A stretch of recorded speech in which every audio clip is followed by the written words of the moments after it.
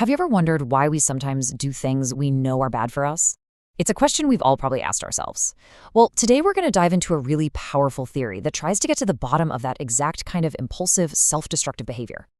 Okay, so first up, the self-destructive impulse. Let's just jump right in with a question that, honestly, most of us have probably asked ourselves at some point or another.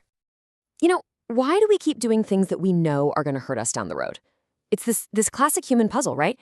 But for some people, this is way more than just a slip up now and then.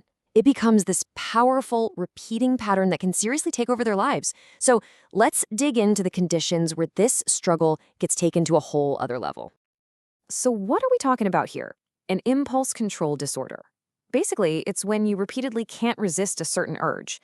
And the tricky part is, that urge feels really good in the short term, but it ends up causing some serious long-term problems. This is a whole different ballgame from just having a bad habit. We're talking about a powerful, compulsive behavior that can really mess with someone's life. And you see this in a few different ways. Take kleptomania, right? It's not even about wanting the thing they steal, it's the thrill of the act itself. Or pyromania, this deep fascination with setting fires. And of course, there's gambling disorder, where the real high comes from the chase, not necessarily the win. So you have to wonder, what is going on here? What's the engine driving these behaviors that from the outside just look completely irrational? All right, next up, searching for an explanation. For a good while, experts have been looking at this mystery from two main angles, one focusing on our brains and the other on our learned behaviors. And these two traditional explanations are pretty compelling. So on one side, you've got the brain chemistry argument. The idea here is that something's off with the brain's reward circuit, the dopamine system. Maybe there's a reward deficiency, so people are constantly chasing that next hit of pleasure. Then, on the other side, you have the power of learned habits.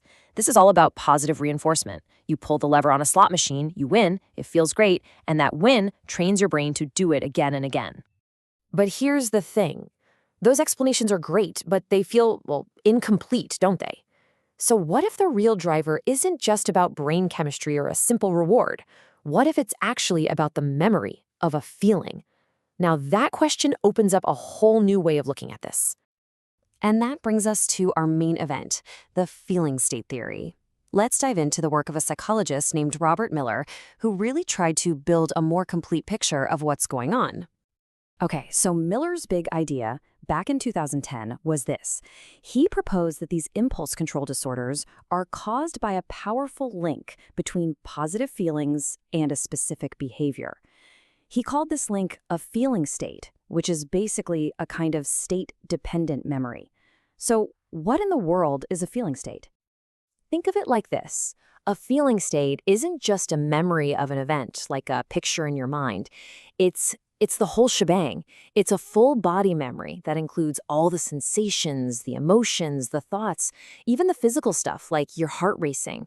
It's like a mental and physical snapshot of a single powerful moment all bundled together. So how does one of these things even get created? Well, it all starts with a really intense event. While that's happening, you're experiencing all these powerful emotions and physical sensations.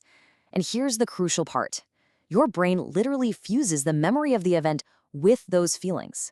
What you're left with is this super potent, state-dependent memory. It's so strong that when you remember it, you don't just recall it, you actually start to re-experience it. All right, so next section, a vicious cycle of beliefs. So that explains what a feeling state is. But the next big question is, why do they become so incredibly powerful, so hard to resist?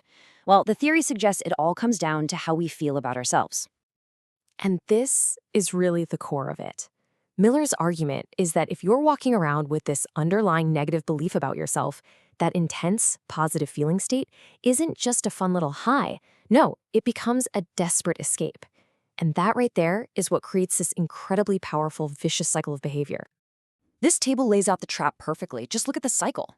It can start with a really deep-seated negative belief, something like, I'm a loser. Then the impulsive event happens. Let's say you win big at gambling. And that creates this amazing positive belief. I'm a winner. It feels incredible. But then come the consequences of that out-of-control behavior, which leads to another negative belief, like, see, I mess up everything. And what does that do? It just feeds right back into that original feeling of being a loser. It's a brutal loop. So let's take another example. Imagine someone with the feeling state, I am powerful, when they set a fire. According to this theory, that person might have these deep, underlying negative beliefs about themselves, like feeling weak or unimportant. So that feeling of power isn't just a thrill, it's a desperately needed escape from feeling worthless. It makes that high feel absolutely essential for survival, not just something that's fun. Okay, so our final section here, rewiring the feeling state. After all of that, what's the big takeaway? I mean, how does this help us understand how to break these really destructive cycles? Well, the biggest thing is that the feeling state theory completely reframes the entire problem. It suggests that maybe, just maybe, we've been looking in the wrong place all along. See, the problem isn't just the behavior itself, the stealing, the gambling, whatever it is. That's just the part you can see. It's the symptom, not the cause.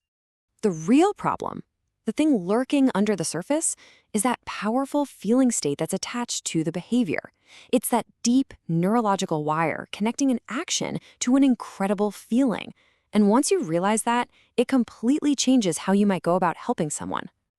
So what does that mean for treatment? Well, it means you can focus on a few key things. First, you've got to identify what that core feeling state even is.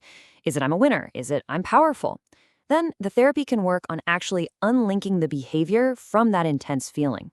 And maybe most importantly, you have to get to the root of it all, addressing those underlying negative beliefs that make the escape so tempting in the first place. And this brings us to a really fascinating thought to end on. What powerful feeling states might be shaping our own lives? I mean, yeah, the theory is great for explaining these extreme disorders, but it also makes you think, doesn't it? What about the smaller, everyday feeling states that we all have? That link between, say, finishing a project and feeling successful, or eating a certain food and feeling comforted. It's a really powerful way to think about what motivates not just people with disorders, but all of us every single day.